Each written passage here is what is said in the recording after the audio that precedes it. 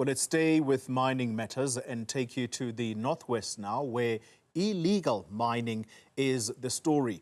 The police in that province say they are working with their Lesotho counterparts to find James Tsoaeli, better known as Tiger. He eluded officials after surfacing from shaft 11 of the disused Stilfontein mine shaft.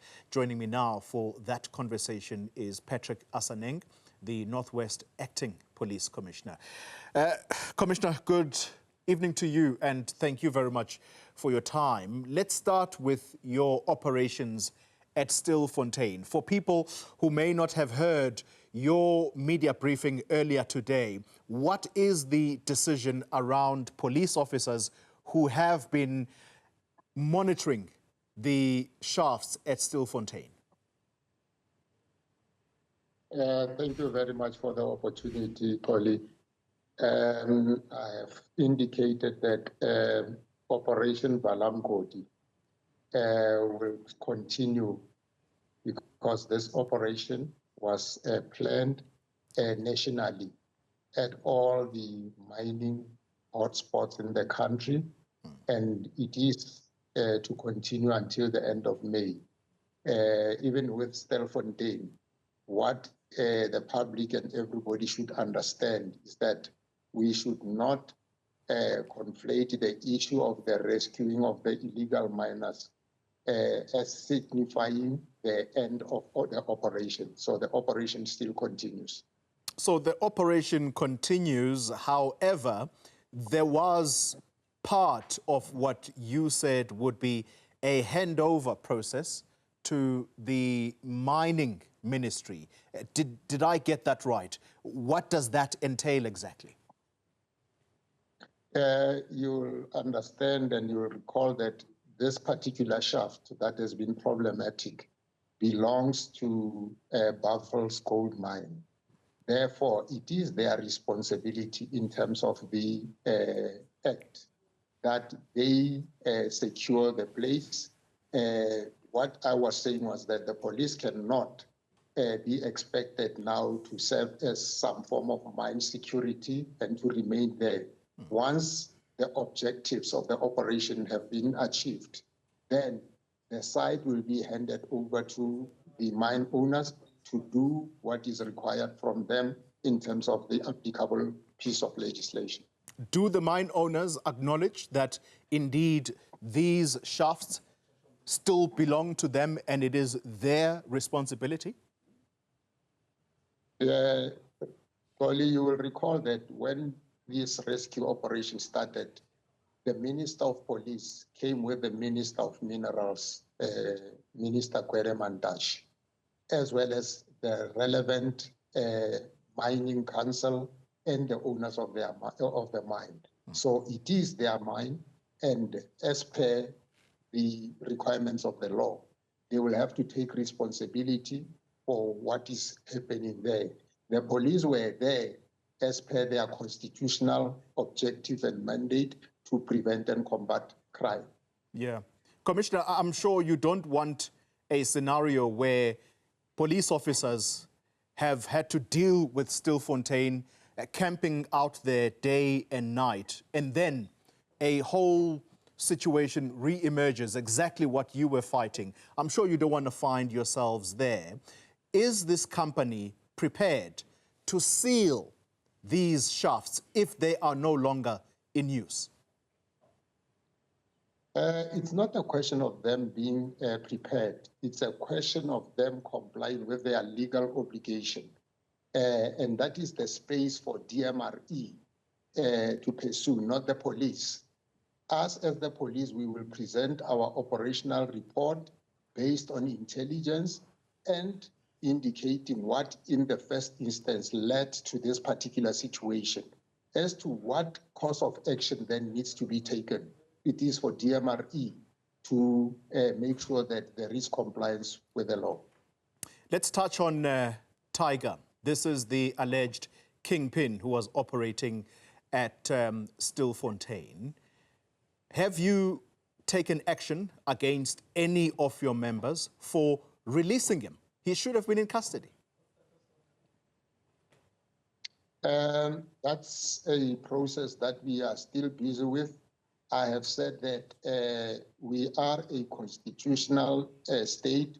We are also an institution or organization that should be seen to be abiding by the rule, including our the labor relations.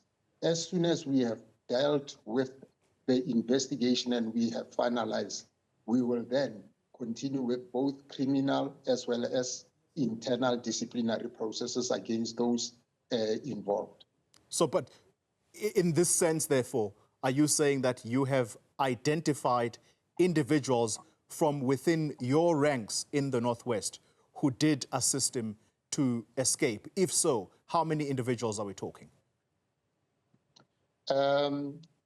Without necessarily getting into the finer details, I have indicated that on the day in question, our investigation started from the premise that we knew who were the members who were on duty, but then we could not paint all of them with the same brush and then jump to conclusion. So we had to do our own investigation first so that then we can come to the conclusion. And we are satisfied that those that the finger is pointing in their direction, once we have dealt with all the other legal, final details, then due process will kick in. Can I push you a little bit, Commissioner? How many individuals are we talking within your ranks? Not more than two. It's not more than two people? Not more than two. All right. Final question. Are you at this stage almost convinced that Tiger is sitting comfortably in Lesotho, his home country right now? Not really convinced. The reason why we have engaged the Consular General of Lesotho is primarily because he comes from Lesotho.